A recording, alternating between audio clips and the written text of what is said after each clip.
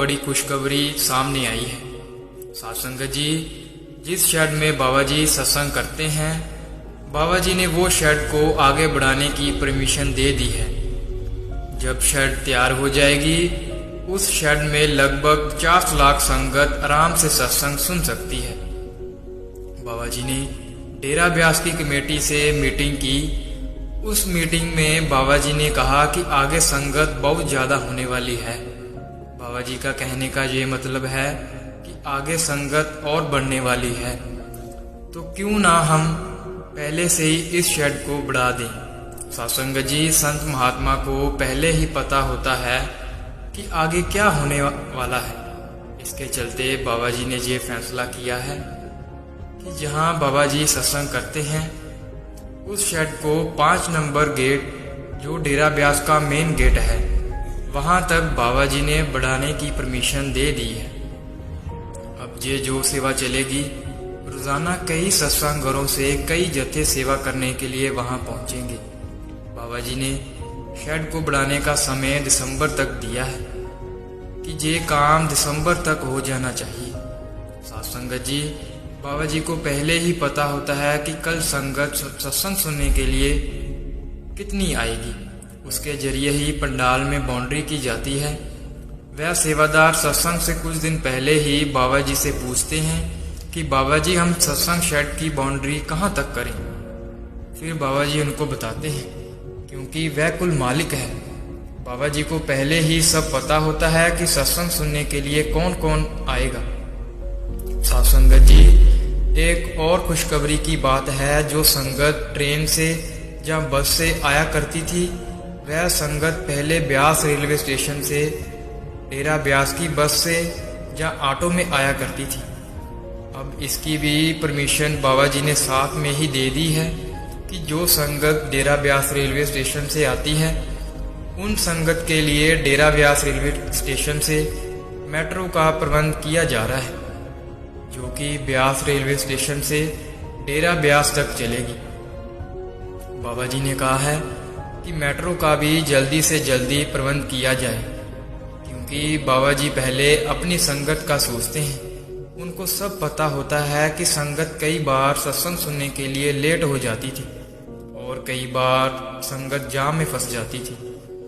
उसके चलते बाबा जी ने ये फैसला किया है कि हम जल्दी से जल्दी ये काम भी साथ में ही करेंगे। तो साथ संगत जी, बाबा जी अपनी संगत का कितना ख्याल रखते हैं, वह हमारे बारे में कितना सोचते हैं कि संगत को कोई तकलीफ ना हो, वह टाइम से सत्संग में पहुंच सके और उसका फायदा उठा सकें, उस रूहानियत के मार्ग पर चलने के लिए काबिल हो सके।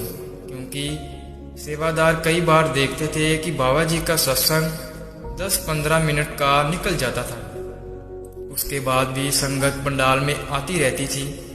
बाबा जी को पता होता था कि संगत सत्संग के चलते भी आ रही है। संगत लेट होने की वजह से सत्संग शेड में सत्संग सुनने के लिए देर तक पहुंची थी। उसकी वजह यह थी कि संगत रास्ते में गाड़ियों का बहुत ज़्यादा जाम लग जाता था। फिर डेरा ब्यास की कमेटी ने बाबा जी से कहा कि बाबा जी, क्यों ना हम डेरा ब्यास रेलवे स्टेशन से डेरा ब्यास तक मेट्रो का इंतजाम कर दें। फिर बाबा जी ने उसकी भी परमिशन दे दी। ये सब बाबा जी संगत के लिए कर रहे हैं कि संगत टाइम से सत्संग में पहुंच सके। और जब हम सत्संग के लिए लेट हो जाते थे, और फिर जो बाबा जी ने सत्संग में शुरुआती दौर में फरमाया होता है, वह हमें पता ही नहीं चलता कि बाबा जी ने शुरुआती दौर में सत्संग में क्या फरमाया है। अगर हम सत्संग शुरू होने से 10 मिनट पहले ही शेड में बैठ जाते हैं, तो उसका हमें ही फायदा होता है, क्योंकि सत्संग शुरू होने से पहले पाठी साहब शब्द बोल रहे होते हैं।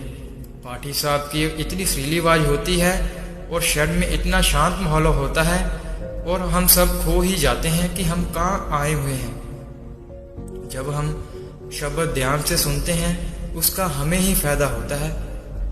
हमारा मन जल्दी टिकना शुरू होता है, उतना ही हमें भजन सिमरन में ज़्यादा फायदा होता है।